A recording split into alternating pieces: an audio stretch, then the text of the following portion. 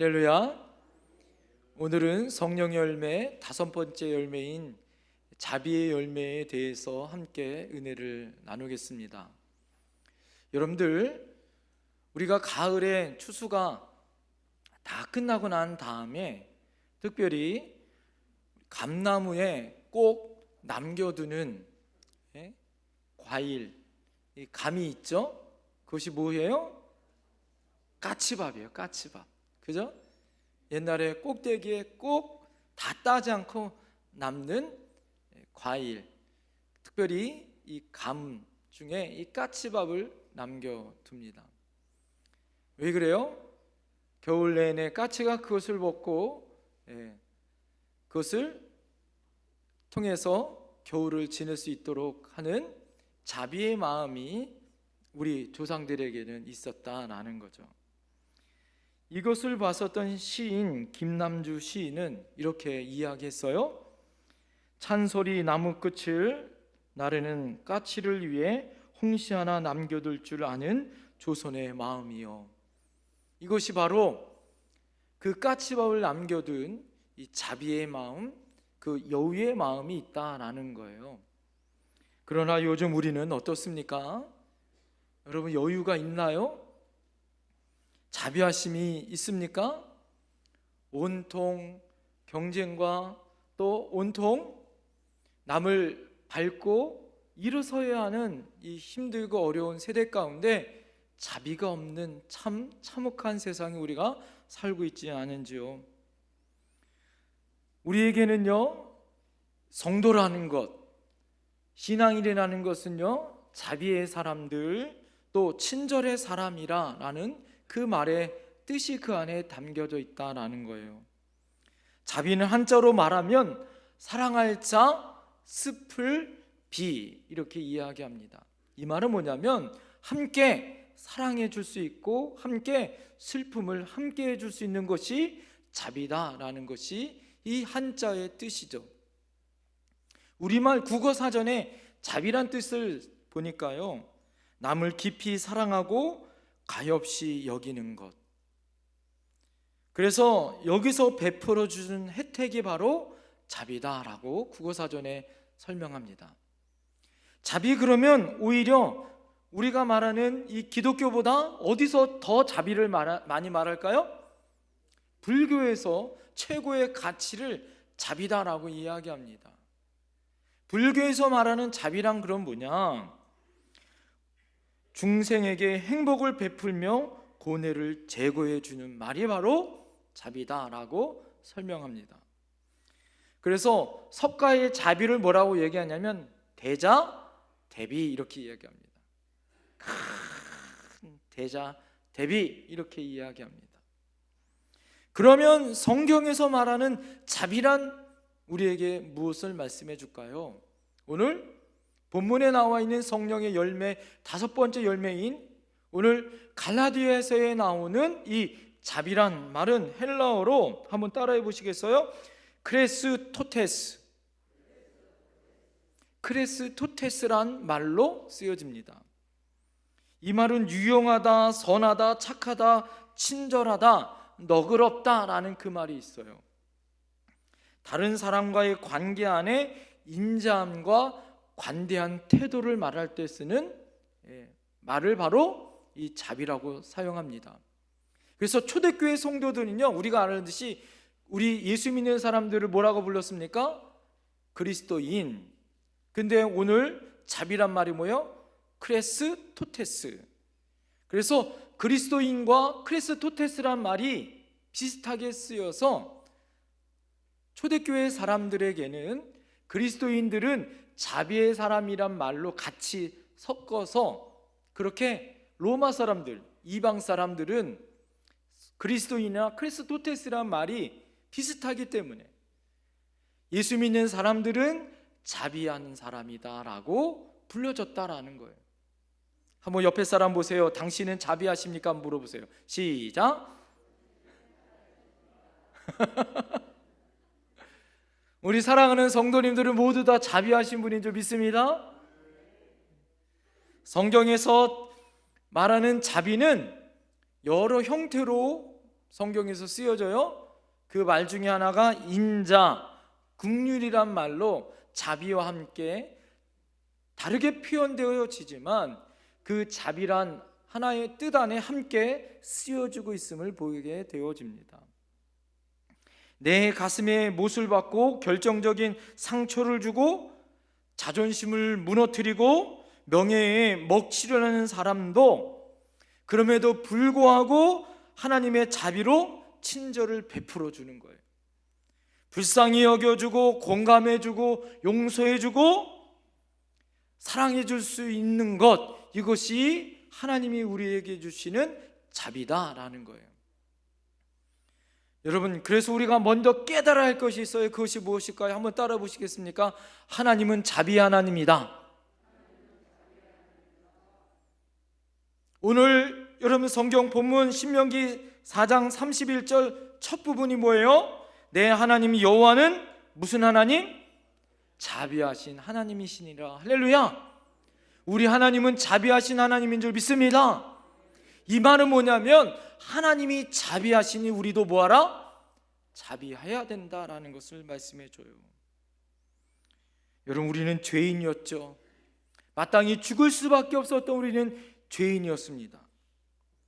하나님의 그 크신 자비하심의 은혜로 말미암아 우리의 죄 형별의 대가를 예수님이 대신 짊어 지셨어요. 우리를 불쌍히 여기시고 우리에게 선을 베풀어 우리에게 자비의 은혜를 베풀어 주심으로 우리가 구원받고 살아난 줄 믿습니다. 로마서 8장에 보면 우리가 아직 죄인 뒤에 있을 때에 그리스도께서 우리를 위하여 죽으심으로 하나님께서 우리에 대한 자기의 사랑을 확증하였느니라. 할렐루야. 우리가 아직 죄인 되었을 때, 여러분, 우리가 아직 변화되어지고 선한 것이 아니라 우리가 아직 죄인 되었을 때 그리스도께서 우리를 위해서 죽으심으로 우리가 뭐예요? 구원을 받았다라는 거예요. 이것이 바로 십자가의 은혜요, 십자가의 자비인 줄 믿습니다. 그래서 우리가 예수 그리스도를 구주로 영접하면 성령님이 내 안에 계시고 그 성령의 능력으로 힘입어 우리에게 자비의 열매가 맺는 거예요. 할렐루야. 그러면 어떻게 자비의 열매를 맺을 수 있을까요? 요즘 여러분 우리의 상황들을 보세요. 얼마나 여러분 우리가 자비로운지. 세상은 지금도 무자비한 테러와 전쟁과 숙청과 학살과 탄압과 폭행이 일상화되어져요. 무한 경쟁 속에 자비를 베푸는 것은 바보 같은 짓이고 어리석은 일이다라고 가르칩니다. 용서와 관용과 자비를 이야기하는 것이 아니라 뭐라고 얘기해요? 아이들이 뭐라고 하면 뭐라고 얘기합니까? 너도 한 대 때려! 이렇게 가르쳐야 하는 세상이 요즘 아니에요? 참고 인내하고 자비를 베풀어라. 그것은 어떻게 보면 바보 같은 짓처럼 여깁니다. 요즘 드라마와 영화를 잘 보세요. 가장 신나고 가장 소재가 되는 게 뭡니까? 원수 갚는 거예요. 복수하는 거예요. 그래서 통쾌하게 복수하고 원수를 갚는 것, 자비란 없어요. 여러분, 그러면 우리가 이 땅에 이 무자비한 세상 가운데 우리가 어떻게 자비의 열매를 맺을 수 있을까요? 여러분, 첫 번째 그 자비의 열매를 맺을 수 있는 것은 한번 따라해 보시겠습니까?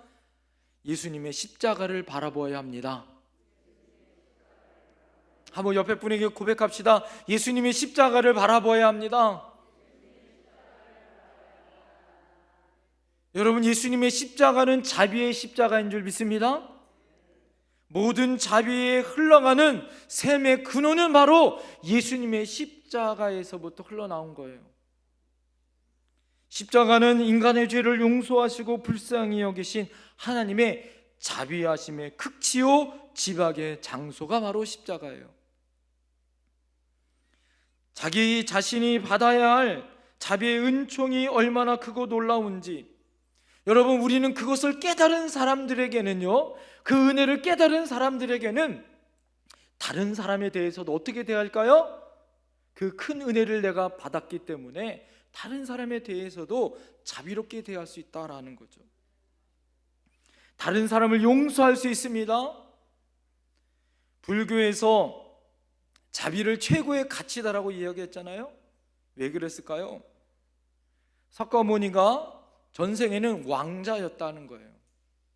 그러나 그가 어느 날 산속을 지나가다가 갓 태어난 그 새끼 호랑이를 낳은 어미 호랑이와 갓 태어난 새끼 호랑이를 보니까 이 새끼 호랑이를 낳느라고 고생하고 힘썼던 이 어미 호랑이가 지쳐서 죽음을 맞이한 것입니다. 두 호랑이가 굶어서 기진맥진해서 죽을 수밖에 없는 상황 가운데 이 석가모니가 그 상황들을 보게 되어졌다 그래요.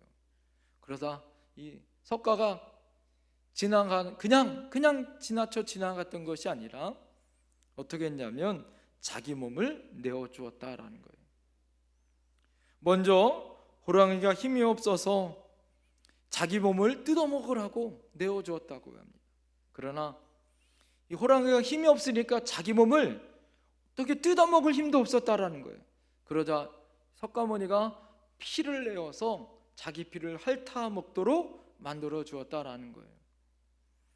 결국 호랑이의 먹잇감이 되어 주어서 결국엔 그것으로 인하여 죽고 말았다라는 거예요.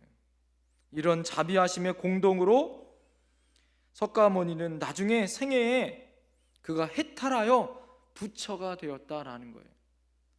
그 은혜를 입었던 호랑이들이 나중에 그가 놀라운 그 깨달음을 힘입어서 다시 태어나 석가의 첫 번째 5 제자 중에 한 제자가 되어졌다라는 이야기가 전해지고 있다라는 거예요. 여러분, 이거 참 대단한 자비입니다. 자, 그러나 이 자비보다 더 대단한 자비하심이 있어요. 할렐루야!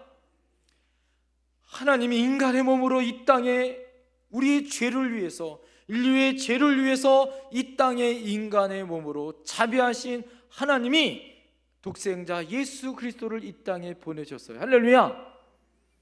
그리고 어떻게 하셨습니까? 예수님이 십자가를 통해서 피를 흘려 우리의 모든 죄값을 지시고 죽으심으로 우리의 영원한 생명의 구원으로 우리는 다시 살아난 줄 믿습니다. 갈보리 산에서 예수님이 대신 자기 몸을 찢으시고 상하여 결국 죽음으로 우리를 대신하여 생명을 내어 주셨기에 여러분 우리가 살아났더라라는 거예요. 주님께서 먹이로 대신 죽으셨기 때문에 여러분 그 자비하심의 은혜로 우리는 살아난 줄 믿습니다. 이것을 충분히 우리가 이해하고 그 은혜를 깨달은 사람들에게는 뭐예요? 다른 사람들을 향하여 이 땅에서 우리가 그 은혜를 입은 우리들은 이 땅에서 자비하심의 은혜 가운데 우리가 살아날 수 있더라라는 거예요. 그렇지 않으면 어떻게 될까요? 여러분 1만 달란트 엄청나게 수조 원의 그 탕감을 받은 사람이 100데나리온에 2달치의 월급, 그 월급을 갚지 않는 사람들의 그 사람의 빚을 탕감해 주지 못하는 그런 어리석은 사람이 되더라라는 거예요. 여러분 우리가 제자훈련하고 양화진에 가서 선교사님들의 묘지를 여러분 가보셨죠? 통계 자료에 의하면 1885년 선교의 문이 열린 후에 1945년 광복절까지 조선과 대한민국까지 우리나라에 왔었던 선교사님들의 숫자가 1559명이나 됐다라는 거예요. 이 땅에 값없이 힘들고 어려워, 여러분 그때 전철이 뭐 기차가 있어요, 비행기가 있어요. 수개월 동안 이름도 없이 빛도 없이 이 땅에 와서 하나님의 복음을 땅 위에 전하기 위해서 애써 주셨던 그 선교사님들 중에 선교사 묘지에 양화진에 묻혀 있는 분들이 10개국에 있는 395명의 사람들이 순교의 피를 흘려 그곳에 잠들어 있다라는 거예요. 이들은 인간적으로 볼 때 자신과 아무런 이해관계도 없고 이 땅을 위해서 그럼에도 불구하고 교회를 세우고 병원을 세우고 학교를 세우고 우리나라의 근대화의 복지시설을 세우기 위해서 그들은 희생하고 헌신해 주었다라는 거죠. 가난한 나라, 소망 없는 나라, 노예가 된 나라, 자유가 없는 나라, 자랑할 것 하나도 없는 이 나라에 와서 그들은 칼에 맞고 총에 맞고 병에 걸려서 죽고 갖은 핍박을 당하고 조선과 대한민국을 사랑했었던 그 사랑의 마음으로 예수님의 그 놀라운 자비하심으로 이 땅에 와서 복음을 전하다 죽었어요. 그 중에 한 사람이 루비 캔드릭이라는 선교사님이 있습니다. 양화진 묘지에 갈 때마다 이 선교사님 이 묘비명에 붙어있는 이 묘비명을 볼 때마다 가슴이 뭉클하고 가슴이 찡하고 눈물이 나오는 그런 경험을 하게 되어집니다. 그 묘비명에 이렇게 써 있어요. 내게 줄 수 있는 1000번의 생명이 있다면 나는 그 1000번의 생명을, 그의 삶을 한국을 위해, 조선을 위해 바치겠다.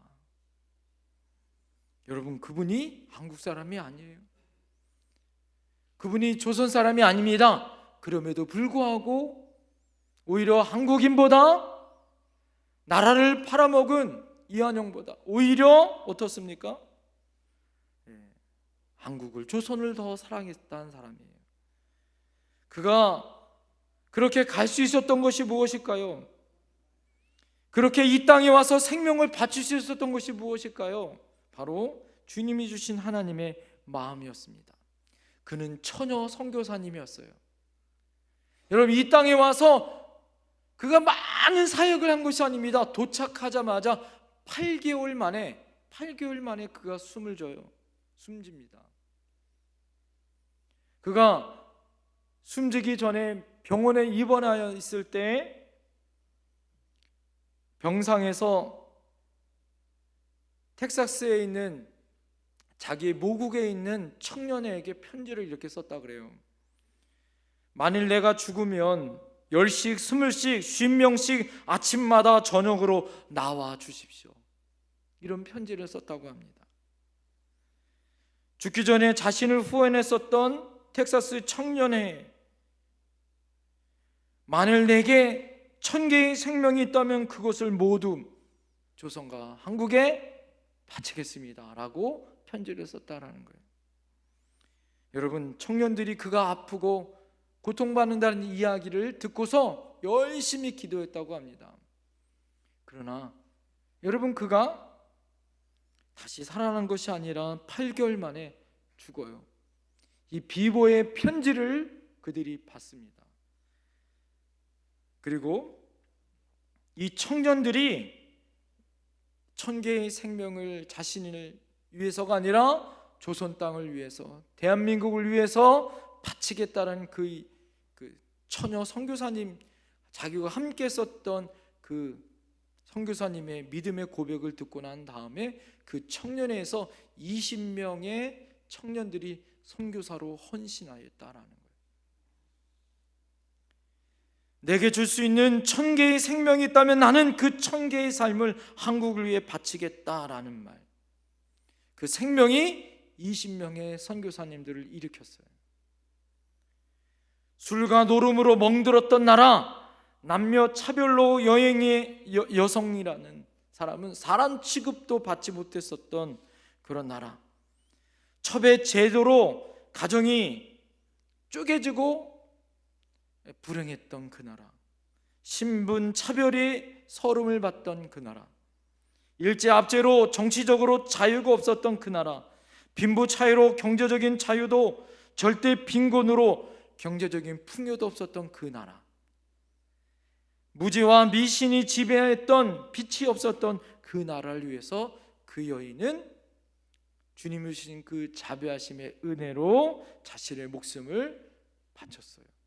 그 여인의 목숨은 하나의 목숨이었지만 그 생명은 1000개의 가치만큼이나 귀중했다라는 거죠. 사랑하는 성도님들, 무엇 때문이었을까요? 무엇 때문에 그 생명을 바칠 수 있었을까요? 바로 자신을 위해서 십자가에서 죽으신 예수님의 사랑, 그 십자가의 은혜, 그 자비를 안 거였어요. 그 가치를 안 거죠. 그 여인은 십자가를 바라보았다라는 거예요.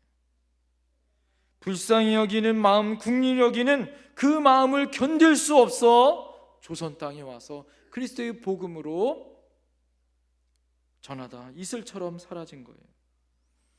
오히려 손해를 주고, 오히려 손가락질하고, 오히려 비난하고, 오히려 모욕하고 있는 그들에게 십자가의 은혜를 전해주고 자신의 이웃임을 선포했다라는 거예요. 사랑하는 성도님들, 우리도 우리에게 주신 그 십자가를 바라보고 여러분 주님을 바라보는 우리 자비의 열매를 맺어야 할 줄 믿습니다. 두 번째, 타인과 자신을 동일시하는 연습을 할 때 자비로울 수 있다는 거예요. 모든 인간은 여러분 다 똑같습니다. 여러분 모든 인간은 살, 뼈, 피로 구성되어 있어요. 모든 사람들은요 고통, 고난은 싫어합니다. 모두 다 뭐예요? 행복해야 하고 싶어요. 내가 원하는 것도요 다른 사람도 똑같이 원합니다. 다 인지상정이에요. 여러분, 그래서 주님은 뭐라고 얘기합니까? 마태복음 7장 12절에 남에게 대접을 받고자 하는 자는 너희도 남을 대접하라, 이렇게 말합니다. 이것을 서로 입장을 바꾸어 생각하면 우리에게도 자비심이 일어날 수 있더라라는 거예요. 내가 자비하심을 받고 싶다면 다른 사람에게도 자비하심을 베풀 수 있어야 한다는 거죠.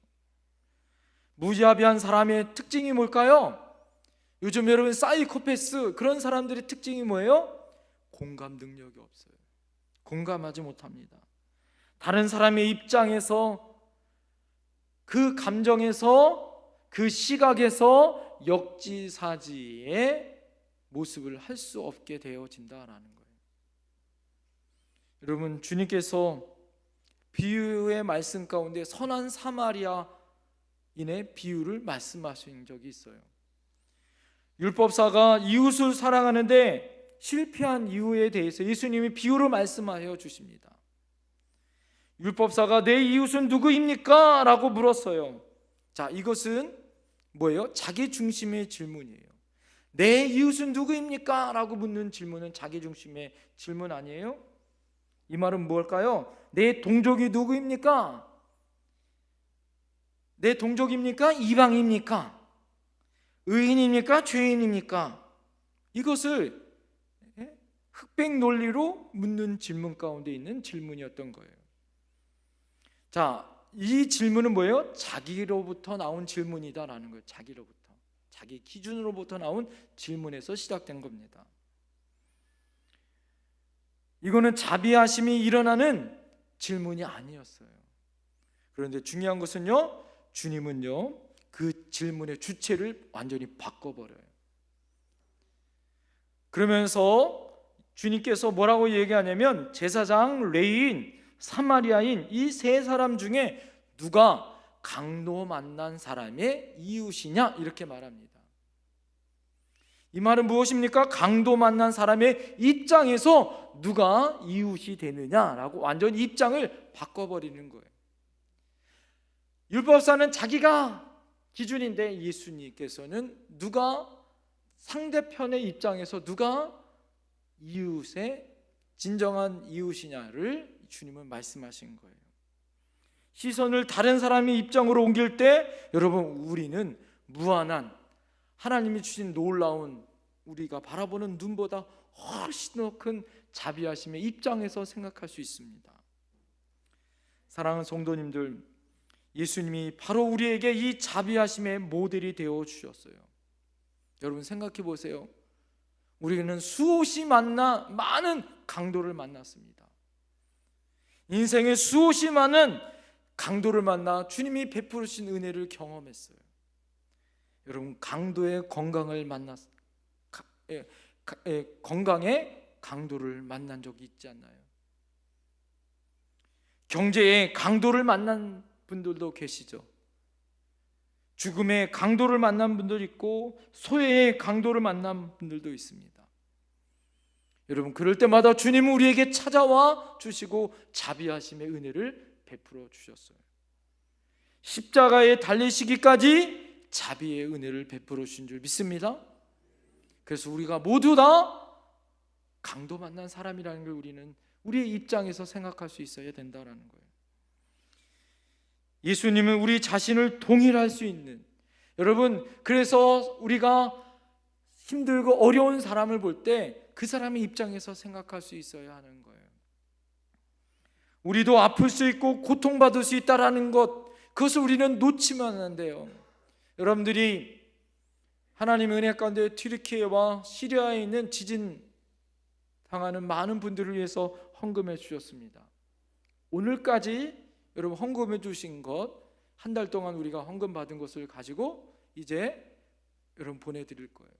다음 주에 얼마를 보냈는지 여러분 주보에 여러분들 써드릴 텐데 많은 후원을 해주시고 또 섬겨주신 것 감사합니다.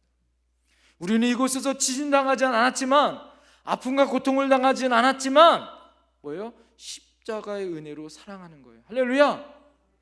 그들이 아픔을 바라보는 거죠.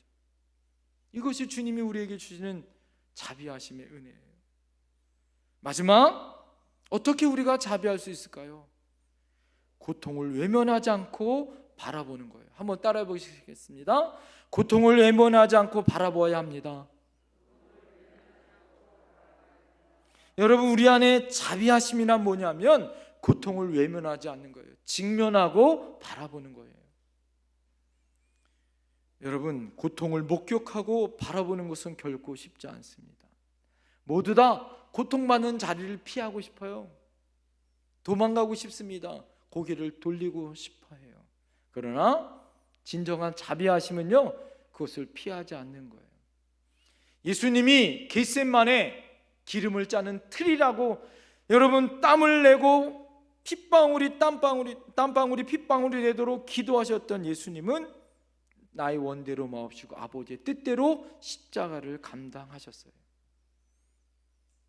여러분 우리는 고통을 외면하지 않고 피하지 않고 직면하고 바라보는 것 자체가 자비하다라는 거예요. 선한 사마리아인의 비유를 잘 보면요, 거기에 주님께서 비유로 말씀하실 때 반복되는 동사가 나와요. 그것이 무엇이냐면 보다라는 말이 나옵니다. 마침 한 제사장이 그 길로 내려가다가 그를 보고 피하여 지나가고, 또 이와 같이 한 레위인도 그곳에 이르러 그를 보고 피하여 지나가되, 어떤 사마리아인은 여행 중 거기에 이르러 그를 보고 불쌍히 여기거늘. 여러분 여기서 보고 세 번이 나와요. 그러나 같은 한 사람을 보지만, 여기서 제사장과 레위인은 어떻습니까? 진정으로 자비하심으로 그를 본 것이 아니죠. 오늘 이 눈으로 보다라는 이 헬라어 이 호라우라는 말은요, 어떤 것이냐? 뭐요? 나의 마음으로, 사랑의 마음으로 본다라는 거예요. 불쌍히 여기는 마음으로 본다라는 거예요. 자비의 마음으로 그에게 시선이 집중됐다라는 거예요. 강도 만난 자를 보지만 어떤 사람은 그것을 피하는 눈으로 보는 것이 있고, 어떤 사람은 그것을 예수님의 십자가처럼 사랑의 마음으로 보는 사람이 있더라라는 거예요. 여러분 누가 강도 만난다의 진정한 친구일까요? 그 당시에 사마리아인은 뭐예요? 개 취급했었던, 멸시받았던 그 사람이 진정한 친구다라는 것을 예수님 말씀한 거예요. 불쌍히 여겼던 그 강도 만난 사람, 그 사람이 여관에 들어가서 그를 도와주잖아요. 1930년 어느 날 상점에서 한 빵덩어리를 훔쳐 절도 혐의로 기소된 한 노인의 재판이 벌어졌어요. 실제 있었던 일입니다. 판사가 정중하게 재판을 하면서 그 노인에게 물었어요. 전에도 이런 일이 있었습니까? 노인이 대답합니다. 아니요, 전에는 이런 일이 한 번도 없었습니다. 그럼 왜 빵을 훔쳤습니까? 그러자 이 노인이 이렇게 대답합니다. 예, 저는 선량한 시민이었고 열심히 살았습니다. 그러나 제가 사흘을 굶었어요. 나이가 많아 일자리를 얻을 수 없었고 그래서 돈이 하나도 없었습니다. 사흘을 굶으면서 너무 배가 고파 눈에 아무것도 보이지 않았어요. 그래서 빵가게를 지나가다가 할 수 없이 너무 배가 고파 나도 모르게 빵 덩어리 하나를 훔쳤습니다. 이 노인의 고백을 들었어요. 잠시 후 판사가 판결을 내립니다. 아무리 사정이 딱하다 해도 남의 것을 훔치는 것은 잘못입니다. 법은 만민에게 평등하고 예외는 없습니다. 그래서 법대로 당신에게 판결하겠습니다. 당신은 10달러의 벌금형에 처합니다. 자, 그리고 땅땅땅 이렇게 판결을 내리자 노인의 사정을 딱하게 여겨 용서해 줄 것을 생각했었던 그 판결을 기다리고 있었던 그 재판정에 있었던 사람들이 술렁이기 시작했어. 야, 판사 너무한 거 아니야? 네? 막 이렇게 술렁이기 시작했습니다. 자, 그럴 때 판사의 논고는 끝난 것이 아니라 계속 이렇게 시작되어지는 거예요. 이 노인이 이곳 재판장을 나가면 또다시 빵을 훔칠 것입니다. 이 노인이 빵을 훔친 것은 오로지 이 노인 한 사람만의 잘못이 아닙니다. 이 도시에 살고 있는 우리 모두에게 이 노인이 편안하게 빵을 나누며 살 수 있어야 함에도 불구하고 그렇지 못한 것은 우리 모두의 잘못입니다. 이 노인이 그렇게 빵을 훔치기 위해 잘못을 범한 것은 우리의 잘못입니다. 우리 이 노인에게 방치했었던 우리의 잘못이기도 합니다 라고 이야기하면서 그래서 나도 10달러의 벌금형에 처합니다. 그리고 동시에 이 법원에 앉아 있는 여러 시민들께도 십시일반 50센트를 거두어 함께 동참해 주실 것을 공고합니다. 이렇게 판결을 내려요. 그러자 판사가 그 자리에서 지갑을 꺼내서 10달러를 모자를 갖고 오라 해서 거기에 냅니다. 그리고 그 재판정에 그 어떤 사람도 그 재판에 그 판결에 이의를 제기하지 않고 십시일반 거기에 있는 사람들이 이 판사의 말에 순종하여 돈을 거둬요. 그것이 57달러 50센트나 걷습니다. 그리고 거두어진 57달러 50센트 중에 판사는 그 노인에게 그것을 주었고 그 자리에서 벌금 10달러를 내고 47달러 50센트를 가지고 이 법정에서 나갈 때 이 노인이 눈물을 흘리면서 감격의 은혜를 받습니다. 이 판결을 내린 사람이 피오넬라 라고디아라는 판사예요. 이 판사가 1933년부터 1945년까지 12년 동안 뉴욕시의 시장을 지내요. 그가 3번씩이나 역임하여 뉴욕시의 시장을 지나면서 많은 사람들에게 기쁨을 주었대요. 많은 사람들의 전설적인 뉴욕 시장이 되었다고 합니다. 그래서 그의 별명이 작은 기쁨이라는 리틀 조라는 작은 기쁨이라는 이 별명을 가지고 있었다고 합니다. 뉴욕시에는요 3개의 공항이 있는데 그 중에 하나가 라가디아라는 이 판사의 이름을 붙인 공항이 지금도 있다고 하는 거예요. 사랑하는 성도님들, 고통받는 것을 바라보는 것 쉬운 거 아니에요. 괴롭습니다. 고통스럽습니다. 그것을 찾고 그것을 찾아가 위로해주고 함께하는 것은 더욱더 어려워요. 그래서 오직 성령으로만, 십자가의 은혜로만 내가 감당할 수 있는 줄 믿습니다. 우리는 그 은혜를 입은 사람들이에요.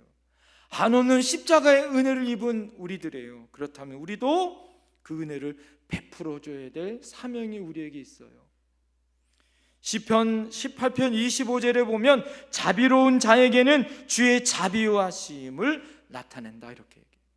여러분, 우리가 자비를 베푸면 하나님은 우리에게 자비하심으로 은혜를 주실 줄 믿습니다.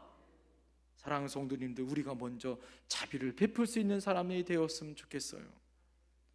우리는 자비로움에 부르심을 받은 하나님의 사람인 줄 믿습니다. 여러분, 우리 옆에 분에게 고백합시다.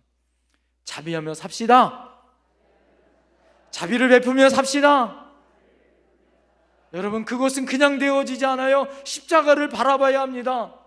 고통당하고 아파하는 사람과 내가 동일시해야 합니다. 하나 되어야 합니다. 그리고 그 아파하는 것을 바라보며 찾아가 위로해줘. 예수님의 십자가로 사랑해 줘야 할 줄 믿습니다. 기도하겠습니다.